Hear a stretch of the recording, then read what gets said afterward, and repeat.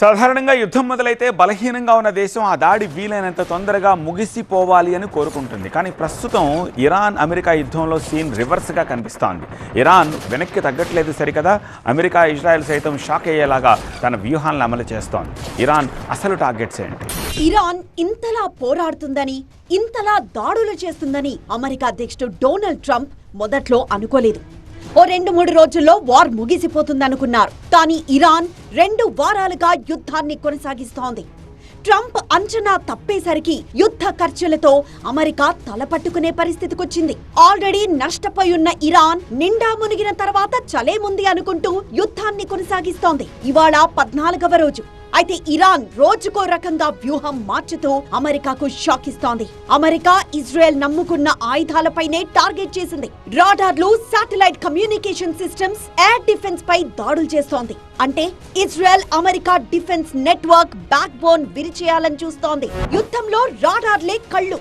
శత్రువుల మిస్సైళ్లను గుర్తించి దారి మళ్లించడంలో ఇవే కీలకం. అమెరికాకు చెందిన అధునాతన థాట్ సిస్టంలోని రాడార్లకు వాతావరణం ఎలా ఉన్నా శత్రువును పసిగట్టే శక్తి ఉంది.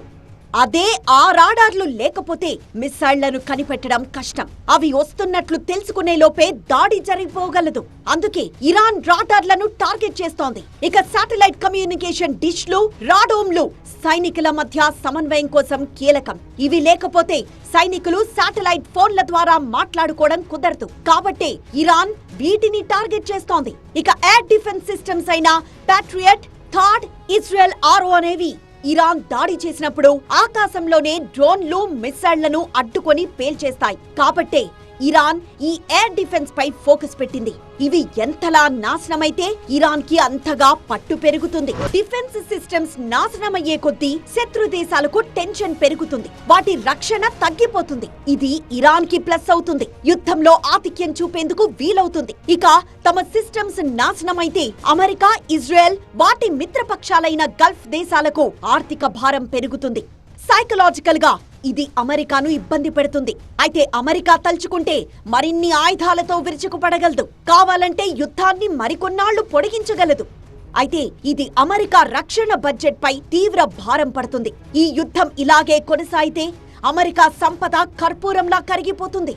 ఇప్పటి వరకు ఈ యుద్ధంతో అమెరికా అనుకున్నది సాధించలేకపోయింది. ఖమేనీ చనిపోయాడు. కానీ ఇరాన్లో ఇస్లాం పాలన అంతం కాలేదు. అది అంతం కావాలని అమెరికా లక్ష్యంగా పెట్టుకుంది. కానీ అది జరగలేదు. పోనీ ఇరాన్ చేతులెత్తేసిందా అంటే అదీ లేదు. యుద్ధాన్ని కొనసాగిస్తోంది. అమెరికా వల్ల ప్రపంచ దేశాలకు చమురు, గ్యాస్ కొరత ఏర్పడుతూ ప్రపంచ అనిశ్చితి ఎక్కువైంది. అన్ని దేశాలు ఇబ్బంది పడుతున్నాయి. అందువల్ల ప్రపంచ దేశాలకు అమెరికా పట్ల వ్యతిరేకత పెరిగే ప్రమాదం ఉంటుంది.